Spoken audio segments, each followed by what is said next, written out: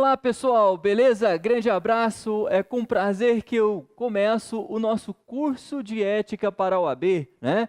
Curso de ética que realmente é muito importante, cai bastante, você sabe disso, 12, uma 13ª questão que é um pouco híbrida, é isso daí, é o nosso curso de ética para a OAB.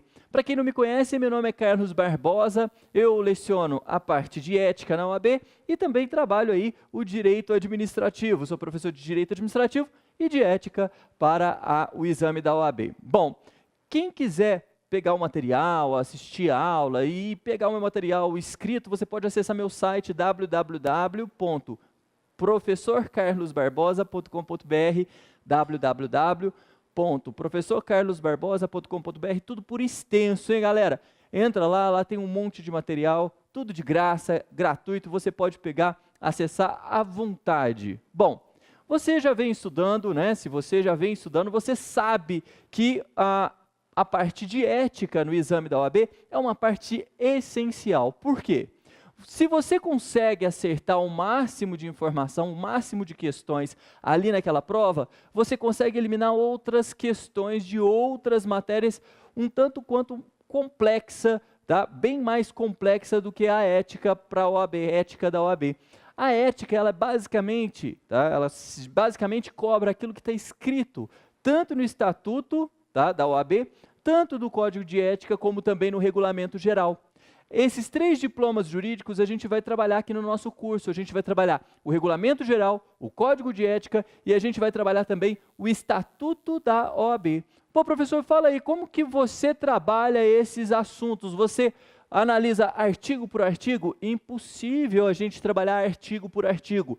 Gosto de trabalhar através de esquemas. Esqueminhas que eu passo aqui no quadro, esquemas de memorização, dicas, tá, de memorização, dicas do que mais cai, principalmente aí nessas últimas provas do exame unificado. Tudo bem? Então é isso aí que a gente vai trabalhar o Código de Ética. Chama a atenção de vocês que dessa vez você vai passar, você sabe disso, né? Dessa vez não tem como, você vai passar. Pô, professor, é a primeira vez que eu faço, então você vai passar de cara, não é isso? Então vamos lá, pessoal, vamos trabalhar a ética, né? O nosso curso é de ética, tá? Vou colocar ética. E dentro desse assunto ética, a gente vai trabalhar o quê? Olha só. Qual que é a legislação? Você está cansado de saber, se você já vem estudando há mais tempo, você sabe a legislação de cor, aquilo que mais cai. Então coloca aí no seu caderno, em ordem, olha só, pessoal. Primeiro lugar, o que mais cai, quero que vocês prestem muita atenção, tá? É o Estatuto da OAB. Em primeiro lugar, é o Estatuto da OAB, ele é a base da prova da OAB, é o Estatuto da Advocacia, e a gente vai estudar os principais pontos do Estatuto da OAB. Além do Estatuto da OAB, tá, também cai, como complementar a esse Estatuto da OAB, o Regulamento Geral. O Regulamento Geral da OAB, vou colocar reg geral, né, ele vem complementar tanto o Estatuto da OAB como o Código de Ética. O Regulamento Geral vem dar o quê? Materialidade em alguns institutos estabelecidos tanto no Estatuto da OAB como no Código de Ética. E em terceiro lugar, o facílimo, você sabe que ele é muito fácil, nosso querido Código de Ética básico aí, para você entender esses 3, para você entender a ética na advocacia. Então, pessoal, Estatuto da OAB, Regulamento Geral, Código de Ética são os 3 diplomas. Pô, professor, dá uma dica aí. Eu já começo a trabalhar esses diplomas jurídicos aqui, através de uma leitura seca. Pessoal, o nosso curso aqui, ele é bem direcionado. O que isso quer dizer? Eu vou lecionar aqui para vocês os principais pontos desses 3 diplomas aqui. Eu vou falar do Estatuto da OAB, eu vou falar do Código de Ética, eu vou falar do Regulamento Geral, porém, eu não vou analisar artigo por artigo, mas vou citar alguns artigos que são importantíssimos para a sua prova. Então, eu vou falar os principais artigos aqui, você vai chegar em casa, tá? Você vai chegar em casa depois da nossa aula aí, você vai desligar o computador, você vai dar uma lida, então, nesse material. Então, depois da aula, ou você pode ir parando a aula e ir lendo os artigos, fique à vontade, mas eu sugiro que você assista a aula e depois dê uma lida nos artigos, beleza? Então, vamos lá. Vamos começar com o ponto número 1. O ponto número 1 da nossa aula, eu vou passar um traço aqui, ó, só para a gente constar. Número 1 da nossa aula, a gente vai trabalhar o quê? Olha só, a gente vai trabalhar advocacia, tá? E o advogado.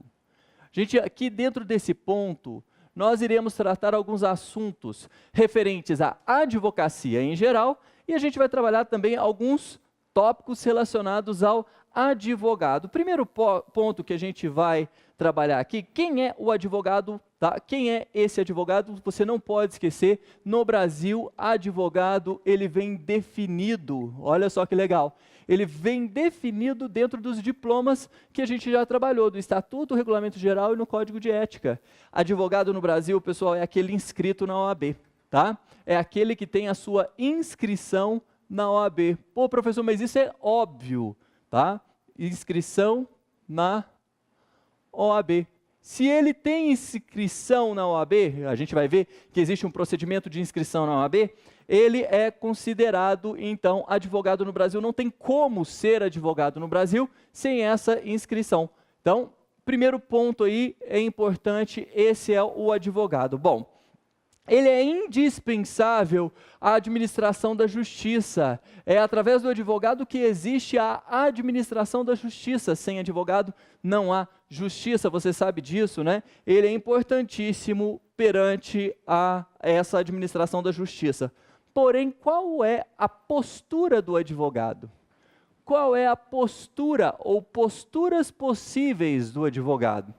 O advogado ele pode fazer tudo de qualquer jeito, ele pode exercer a sua atividade dentro e fora do juízo? É isso que a gente vai trabalhar. Será que ele trabalha no Ministério Privado e no processo judicial? É isso mesmo. Olha só, pessoal, as posturas do advogado ou postura do advogado, ponto número 1. O advogado, às vezes, ele atua não no processo judicial. Você vai ver que quando você tiver a sua carteirinha na mão, você vai se deparar com várias situações. Olha só, você vai estar andando na rua e alguém vai lhe perguntar, tá? João, oi, você é advogado? Sim, eu queria uma opinião sua a respeito de um fato.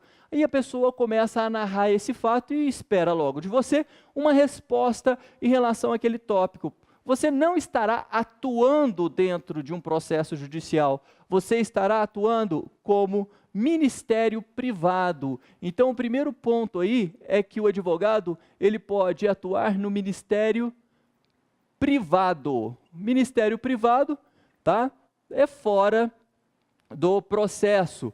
Poderia ser uma consulta, tá? Uma consulta na rua, alguém lhe pergunta algo, ou poderia ser uma consulta extrajudicial, e o advogado também ele pode atuar no processo judicial. Então, o advogado ele tem dois campos de atuação, processo judicial e ministério privado. Bom, quando o advogado ele está lá na rua e alguém lhe pergunta, ô, seu fulano, tem como você me orientar em relação a esse ponto aqui? Pessoal, esse advogado que presta essa informação, ele está exercendo um serviço público, uma função social. Ele exerce uma função social, tá? Prestando um serviço público. Claro que não é aquele serviço público dentro do direito administrativo, que a gente analisa dentro do direito administrativo. É um serviço prestado ao público. Então, o advogado, quando ele atua no Ministério Privado, ele exerce uma função social, ele presta aí um serviço público, mas lembro, não é aquele serviço público que a gente analisa dentro do direito administrativo, tudo bem? Função social. E no processo judicial? No processo judicial, quando ele atua, o advogado, quando ele atua no processo judicial, ele recebe uma função típica para atuar dentro desse processo. Ele recebe, pessoal, tá, um chamado munus público. Quando é para atuar dentro do processo, tá, o advogado atua com munus público. O que significa isso, munus público? Tá? Então, é aquele encargo, é aquele ônus que ele tem para trabalhar dentro do processo judicial.